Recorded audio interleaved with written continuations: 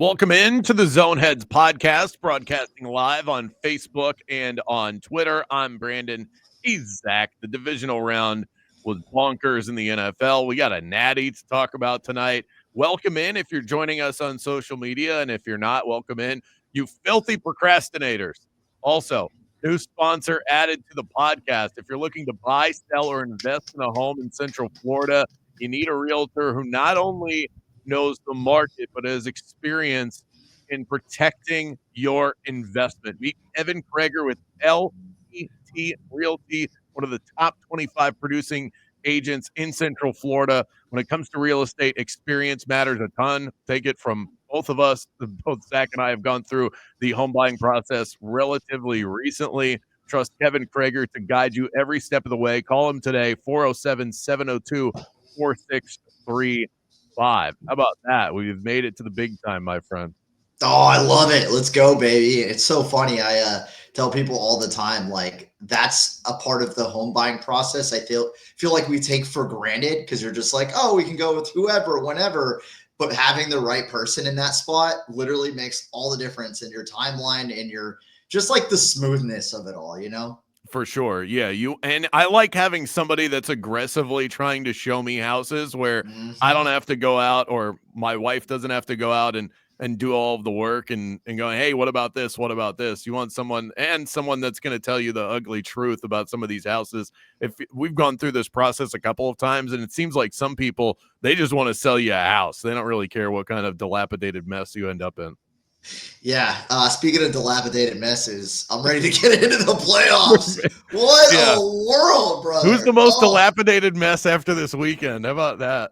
it's got to be the Lions to me. It's got to be the Detroit Lions. By the way, shout out to Ben Johnson. It looks like their OC's heading to Chicago to work with Caleb Williams and kind of turn things around in the Windy City, or at least try to. This is a guy who has been a hot commodity for a few seasons now and was like, I'm trying to win the big one with Detroit first. We have unfinished business. Saw a little bit of Jared Goff in that last game and said, I'm getting out of here.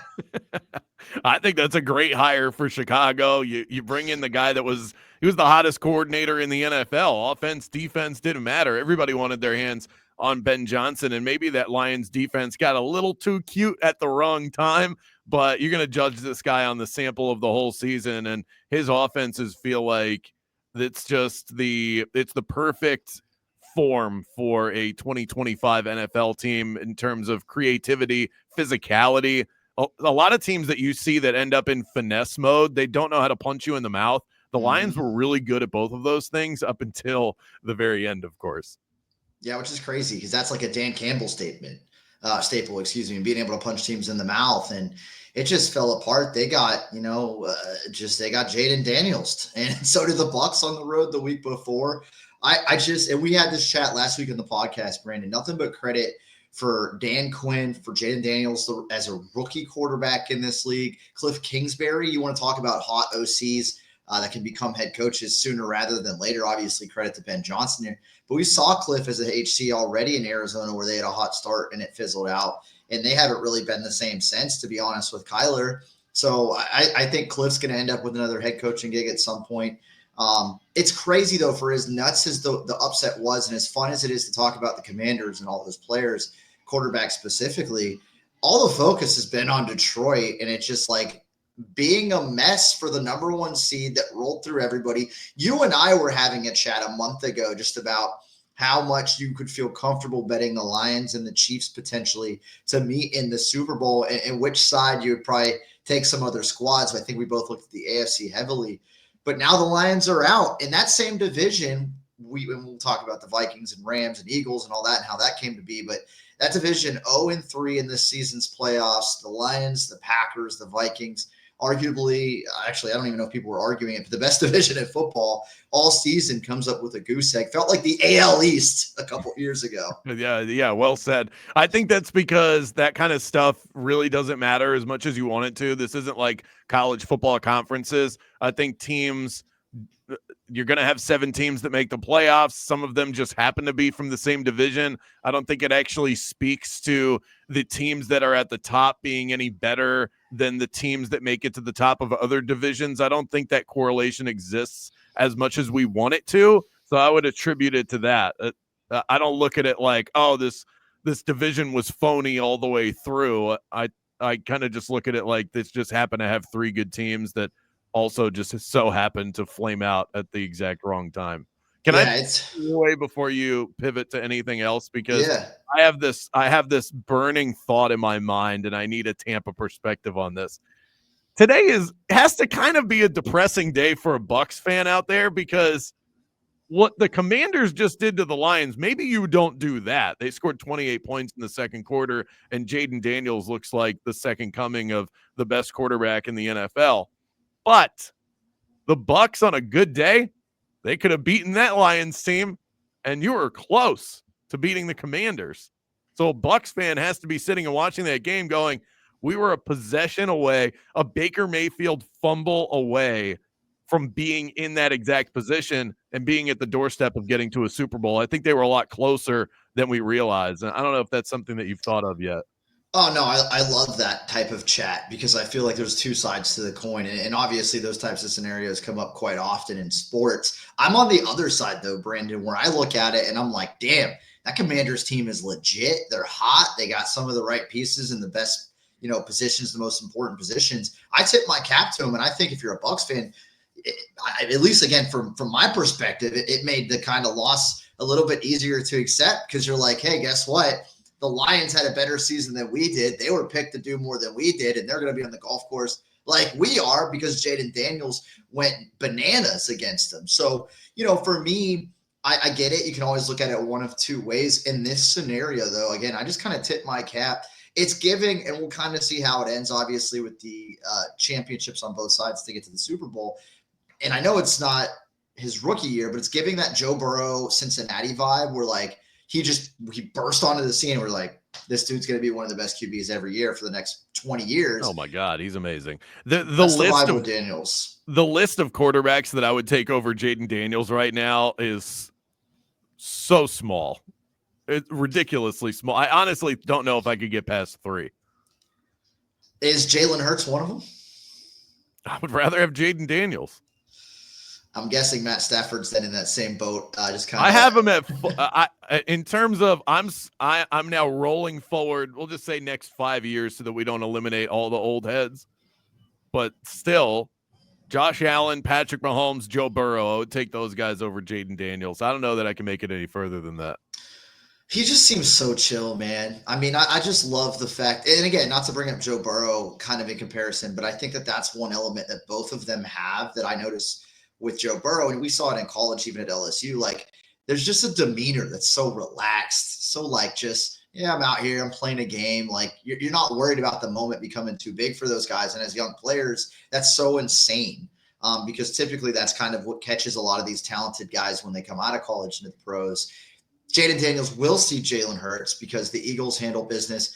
In a game, I kid you not, against the Rams, Brandon, and I know I'm not alone here, where I'm watching it, I feel like I went to the bathroom, came back, and it was covered in snow. And I'm like, what the hell? What did I miss? How long was I in that bathroom? That stuff started pouring in quick. I thought maybe I was like, and I'm doing dry January. So in other months, I'd be like, maybe I just had a little too many bourbons tonight and I wasn't paying attention. I'm like, I'm sober. I'm paying attention. There was not the white field when I walked away. And it turned into a snow game. And, whether it was a green grass or a white snow field, Saquon Barkley showed why he was the best pickup this offseason and just handled business against the Rams, really propelling, I think, the Eagles into the next round. Yeah, and let me compare the Eagles to the Ravens, and why one team is still alive and the other isn't is because the Eagles realize that their formula is very simple. We have Saquon Barkley, and in important moments, we're going to hand the ball to Saquon Barkley. Their offense is essentially, here's the football. That's the Eagles' offense right now. Jalen Hurts isn't asked to do anything. The Ravens are not operating like that, but they also had a big-time pickup in Derrick Henry. And the thing that bothers me the most, it's not like they didn't use him at all. Derrick Henry was good. He wasn't great in the game. They had 2 separate 2-point conversion attempts, and he didn't touch the ball on either one. I don't know how in the world you are calling plays for this team and you don't say, hey, look, if they stop that beast of a human 2 yards away from the goal line, then you deserve, if you're able to do that, you deserve to beat us. But you gotta try, and we're gonna make you do it.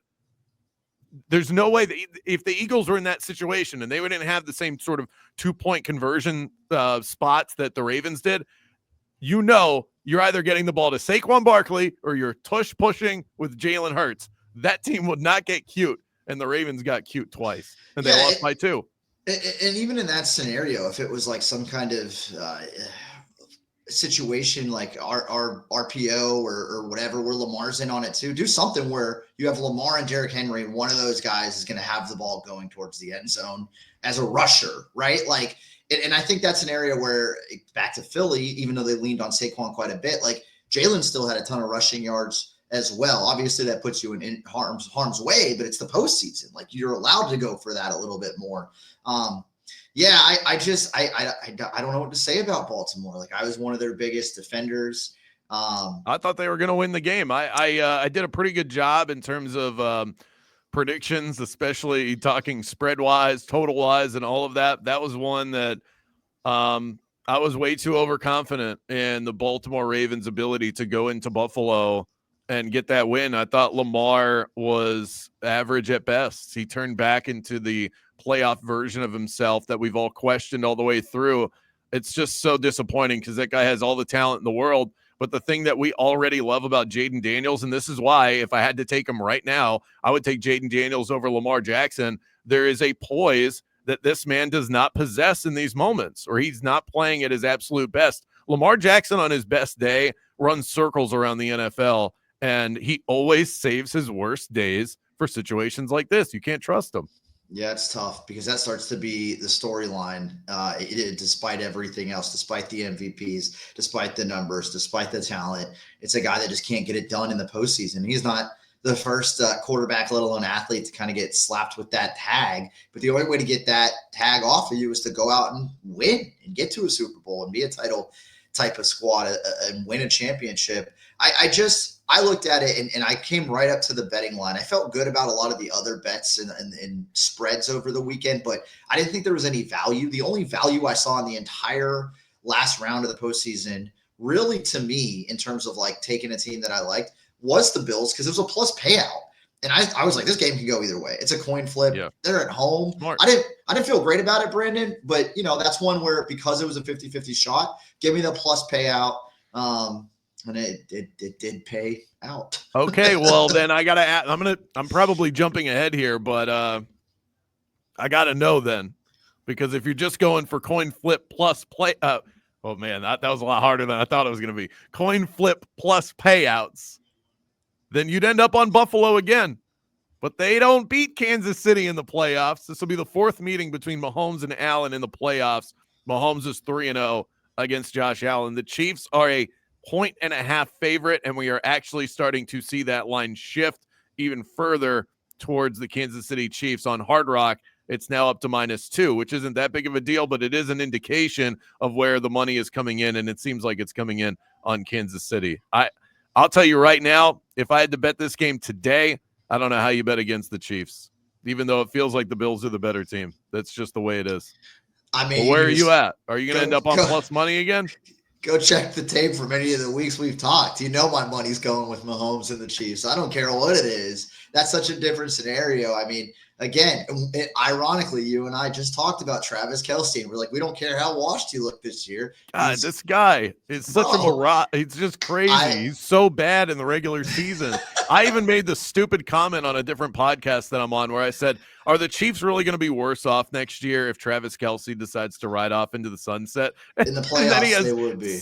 Yeah, they would be. They would be, you moron. Of course they would be. He's one of the best tight ends, if not the best of all time. And in the playoffs, he's still performing like he is in his prime. Yeah, and I think what this comes down to is Kansas City, just organizationally, and you look at what they do on the defensive side of the ball, you'd be crazy not to think they're going to keep this game close. And as much as we've loved Josh Allen, you got a close game. You're giving the edge to Patrick Mahomes 10 out of 10 times. Whether it's Josh Allen, Jaden Daniels, whoever else you want to put in there, you have 2 of those guys on the field at the same time, and you're still going to go with Mahomes. So, yeah, I'm still going to roll with Kansas City. Again, it's just the smart bet. You bet Mahomes the rest of his career, you're going to end up in the green. If you've already been doing that, you're already doing well. So even if it bites me this season, like I'll go back to it next year and probably make that money back tenfold.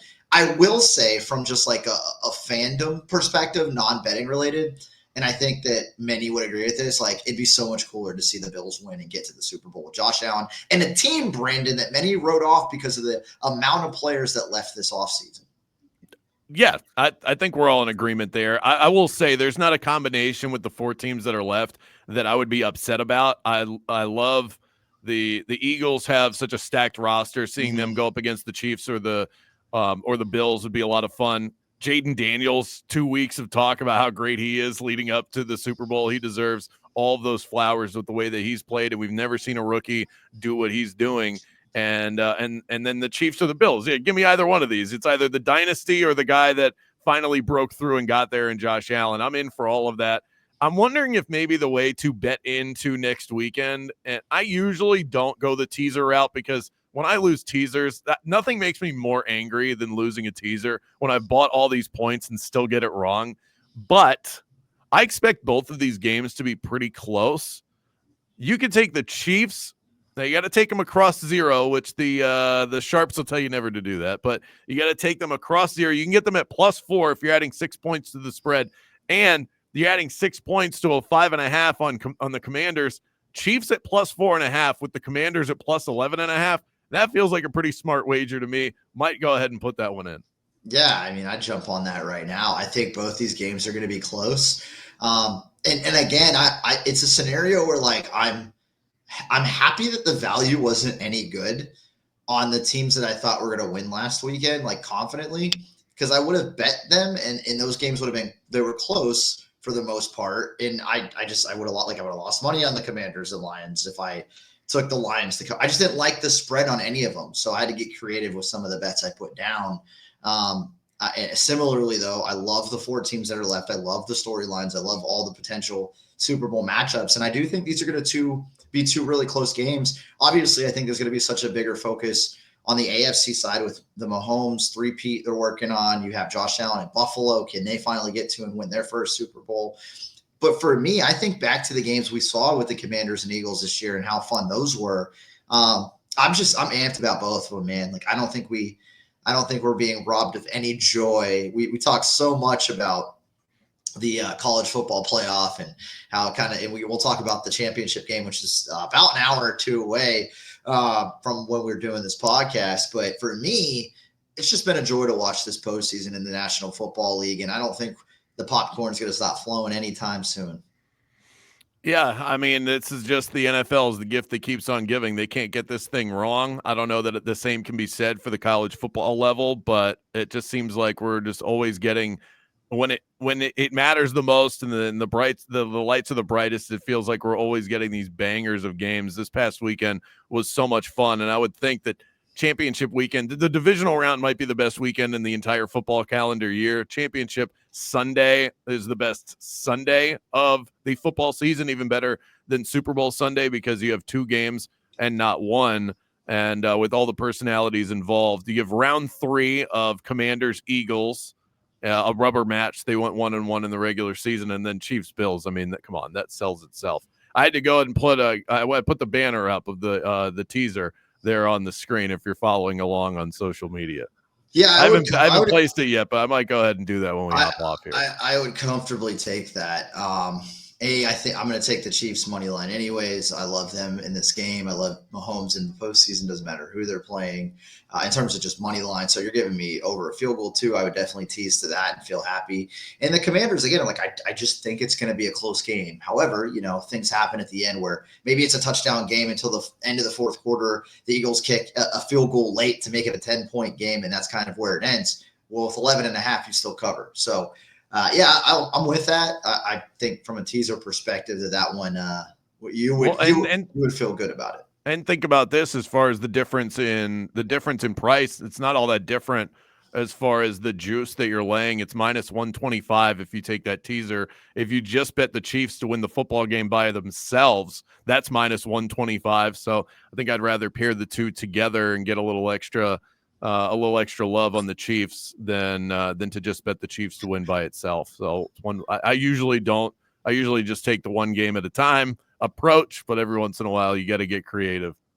Yeah, I love it. I'm looking forward to it, man. We're gonna have a ton of fun on the NFL side of things as we kind of gear towards the Super Bowl. We still have the college football national championship. It's Ohio State and Notre Dame. They're clashing this evening in just a little bit. Before we dive into that, though, I just want to show you some love. I saw you on the Buckets podcast. I listen to you big times for Big BK here, and talking a lot about the Orlando Magic, man. And it's been an interesting week with them. I've kept up with them a little bit more even than I regularly do, just because I was following you on Buckets and watching them this week. Just walk me through, jumping on that podcast and then into what the Magic did this week.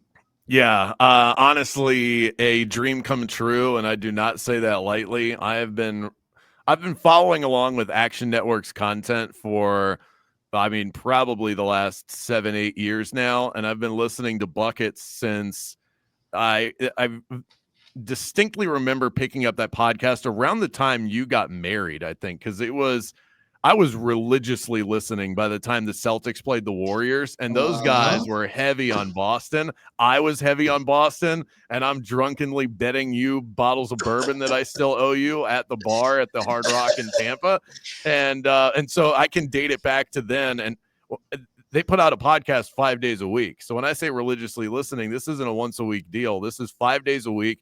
When I drop my kid off at school, there is a nearby gym that has a basketball court.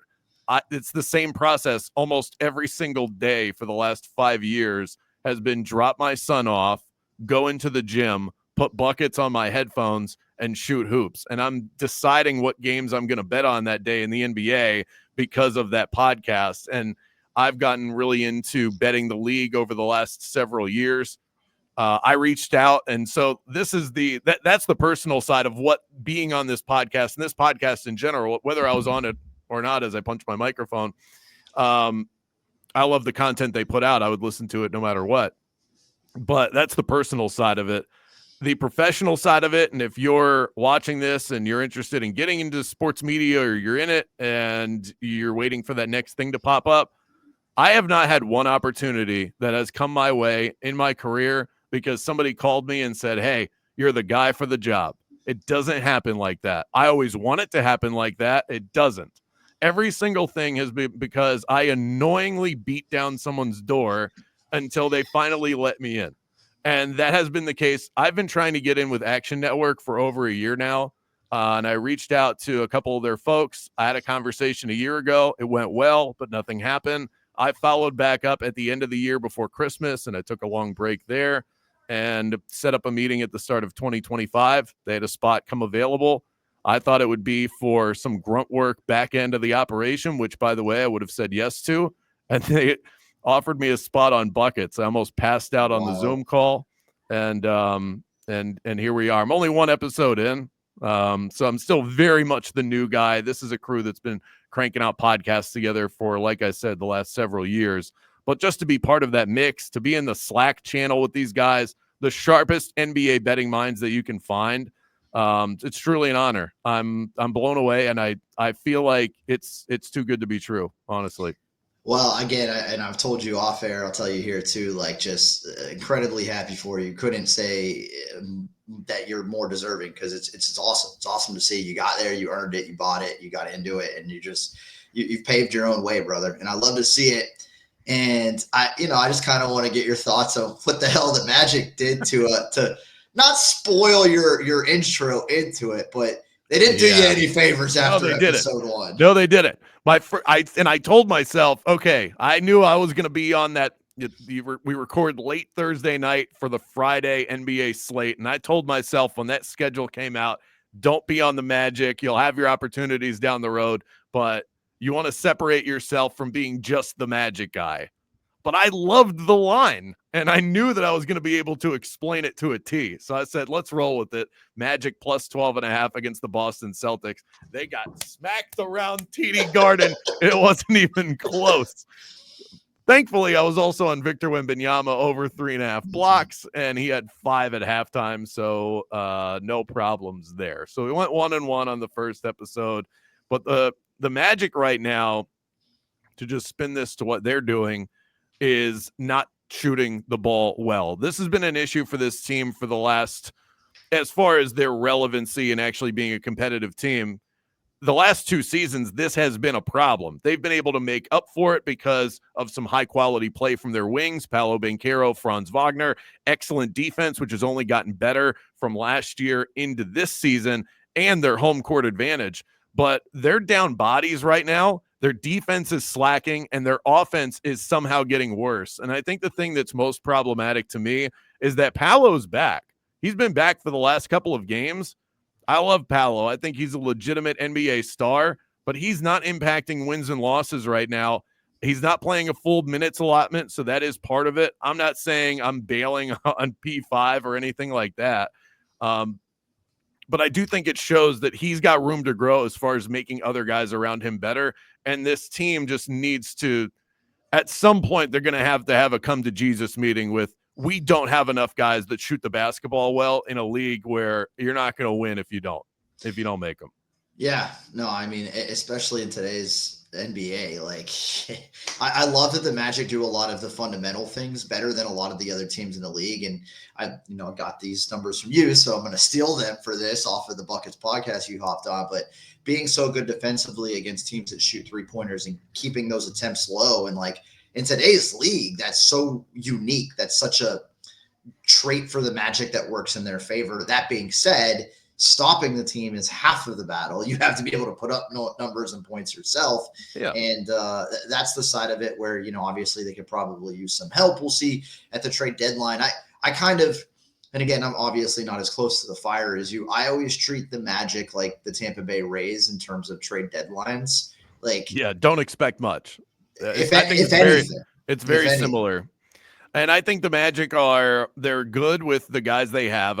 They are as patient a group as you will find, and it might annoy some fans, but it's worked out mostly to their benefit. They're not a knee-jerk reaction front office. They don't care about making headlines and making fans happy for a 5-minute sugar high. Use Paul George as an example. And if you're a Magic fan listening to this or watching it and you're all depressed because of the way the team has been playing, hey, at least you don't have Paul George on a max contract right now, which most of you bozos wanted. He's been awful with the Philadelphia 76ers. The Magic don't have any bad contracts, but here's my thing with the trade deadline before we get to the natty, is that I don't think there's a guy out there. One player is not going to fix this. There are 3-point shooters that you can add. The problem is more insidious than that. They need to look at the roster at the end of the year and say, some of these players are nice, but if we can't shoot the basketball, then we're never gonna reach the highest heights of our ceiling. Use OKC as an example. You watch these dudes play. I don't care who it is that steps on the floor. Everyone can shoot. All of them. These random guys that you've never heard of, they're jacking up threes and they're making them. The Boston Celtics are the best example of it. Everyone they put out there can knock down a three. The Magic getting one guy that can do it, because right now they've got none. So if they add one, you're still a bad 3-point shooting team. You're not going to go from 30th in the NBA to 16th because you added Cam Johnson. So this is a bigger problem than all of that. And they have to get healthy, and I think just see where it takes you this year and make some big moves in the offseason. That would be my recommendation. I would actually tell them don't do anything at the trade deadline. There you go. Breaking news on the Orlando Magic. Don't do anything. Don't do anything. You're not going to fix your problems that quickly. One place I will be doing something is with the national championship game. We've got Ohio State and Notre Dame. The college football playoff has led us to this. Brandon, I placed my final bet that isn't just, player props and randomly live betting as we get closer to kickoff. But I went with under 45.5, and I like Notre Dame plus 8.5. I think it's going to be low scoring. I think Ohio State's going to win by a touchdown. I would be surprised to see, though, a blowout from either squad, and I would be surprised to see a shootout combined. That's just kind of where I've landed on all this, but it'd be really hard to talk me into taking Notre Dame money line. Yeah, so I get that. I think Notre Dame plus the points is the right side. I have not been able to look at this game with clear eyes, and I just have not been able to break this game down properly because of the bias that is built in with having a futures bet.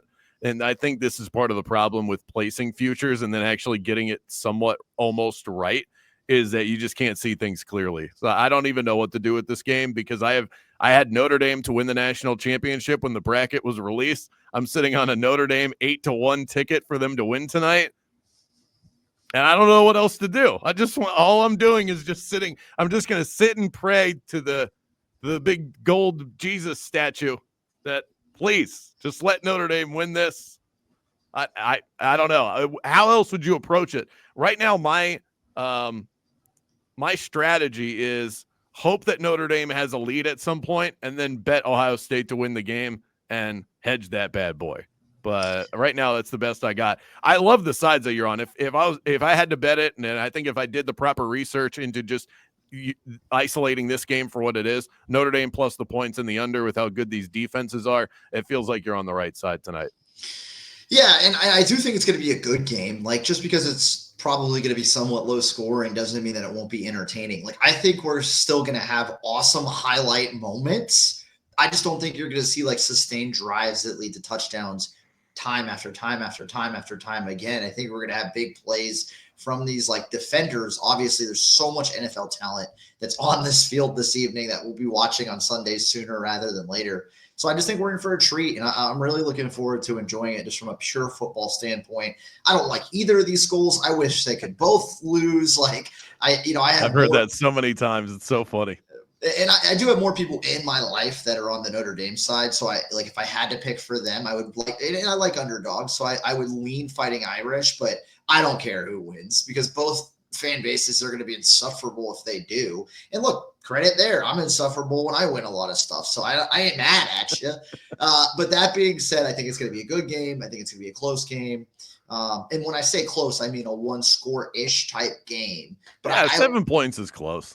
7 points. Yeah, it's not a blowout, but that's, for a national championship game, that's a pretty big spread. Yeah, we see blowouts all the time in the Natty. Very curious to see how it plays out. Enjoy it, and you're not going to have a cocktail while you watch it because dry January continues. Does dry January still count during the Natty, or does it? It does. This is going to be the hardest test of my dry month so far. I'm going to a sports bar with a buddy.